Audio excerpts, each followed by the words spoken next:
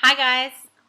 Firstly, I really do apologise that it's been a couple of weeks over when I was due to actually connect with you all.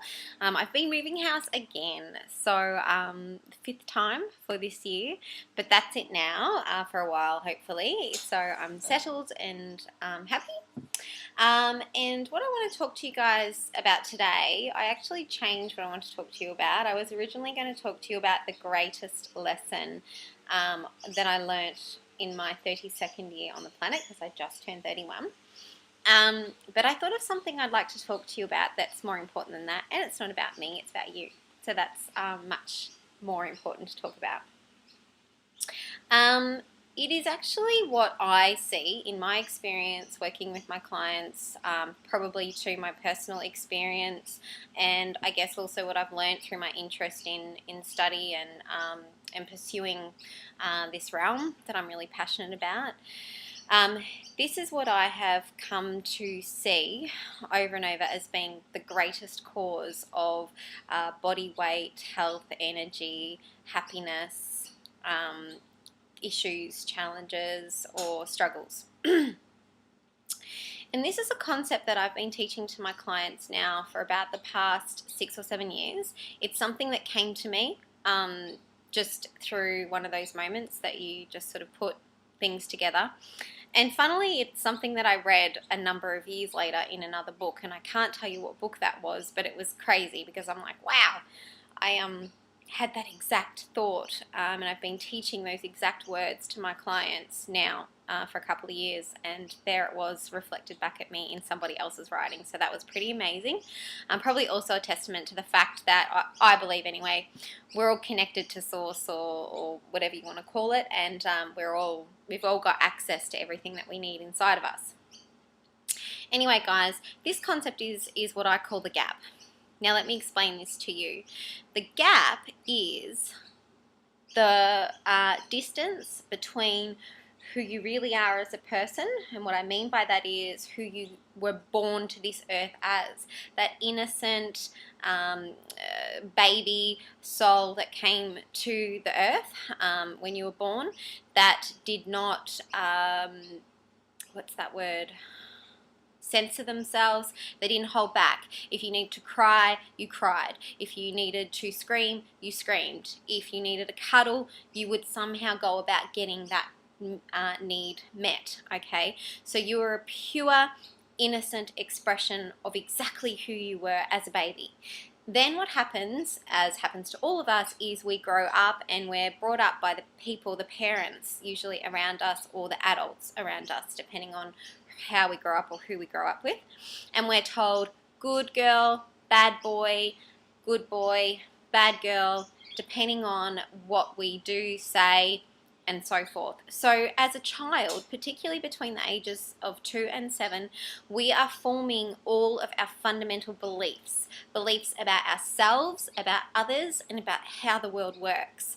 So when I work with someone, a lot of the limiting beliefs that I might come up against are going to definitely always go back to some decision we made way back then.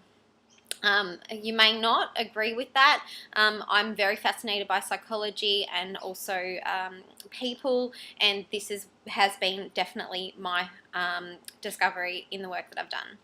So we're told how to be, essentially. We're told who to be, how to be, what's expected of us, what's acceptable, what's not acceptable, and what is good, essentially, and what is bad. So we're shaped and we become this persona, this person that behaves in what we believe to be the right way, the accepted way. So what happens is we came to the earth as this original soul, and through the process of a few years we become this persona, or who we think we are, and also who we project to the world. So instead of being a pure uncensored expression of who we actually are, we think about what we say, which is not always a bad thing. We think about how we're going to act. We think, if I say this, how's that person going to react? If I do this, what's then going to happen? We think about a lot of things. So there's a lot of benefit, obviously, of that, particularly when we're living in the world that we are with many other people, within rules and regulations and laws and so forth. But there's a massive downfall to that, which is often we don't really know who we are, what we want, how we feel, or how to meet any of our true needs. And the distance between who we really are and who we're being in the world, or who we actually think we are, is what I call the gap. And that, my friends, is where I see most of the issues originating, because fundamentally we believe that who we are without trying is not good enough. Also that that person is somehow fundamentally flawed or not acceptable. And that's where we need to go back. We need to go back and remind ourselves that exactly who we are, and exactly everything we desire, everything we crave, everything we dream is valid. That we are a valid human being, and that our thoughts, emotions, feelings are all valid and real, and they're ours. So the reason I actually wanted to talk to you about this today is because I watched a documentary last night on Marilyn Monroe. And wow, she is like one of the most beautiful people, in my opinion, that has ever walked this planet. And I sat there and I watched her in absolute awe, thinking, wow, how does anyone be so incredibly beautiful? The thing that captured me, though, about Marilyn Monroe, and something that I felt a strong connection to, though, was this gap that lived within her, this massive, massive gap between who she actually really was and who she felt she needed to be in order to be accepted and successful and make her way in the world. Marilyn, if you've seen anything on her, she was quite an intellectual person. She was a very deep person. She had an insatiable hunger to learn. She loved poetry. She loved to write. She loved to express. She had some amazing, original and beautiful thoughts, and she shared some of those with the world. But yet, day to day, out in the public, she had to play this role, or she felt she had to, which was this amazing, gorgeous woman, sex symbol, this epitome almost of perfection. And she put that pressure on herself, and the more successful she became, the more insecure, ironically, she became, because she didn't feel really that that was really who she was. Can you see how that gap grew? Yeah.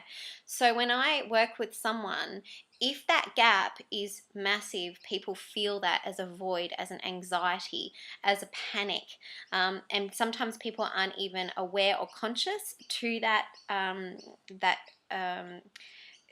feeling, but they just don't quite feel right. And what I see happening in people is they have a number of band-aids or distractions that they use to avoid that desperately horrible, empty, lonely feeling that they get when this starts to come to the surface. Some of the band-aids I see are TV, food, obviously, alcohol, drugs, sex, exercise, work. People can just get easily distracted and busy in a whole lot of those other things, and just never understand why they feel this deep sense of either heaviness or weight, or feeling like a fraud, or feeling unfulfilled, or feeling just not good. And that can lead to such a depletion of energy, a depletion of life force, depleted immunity, depleted health, excess weight, because depending on the strategies we use to avoid that feeling, that will come into account as well. So without a doubt, guys, the biggest thing I see when it comes down to it, at the very end of it, is that struggle and that gap between who you really are and who you portray to the world, or who you see yourself as. So if I can give you the biggest area to work, if you're struggling, and if this is a constant ongoing issue for you, ask yourself, who am I really, and do I feel that I can be that person each day? Is there stuff I need to express? Are there things I need to do? Am I being the real me? And as we slowly get the courage and confidence to be more who we really are, the rest falls into place. See you next time, guys. Bye.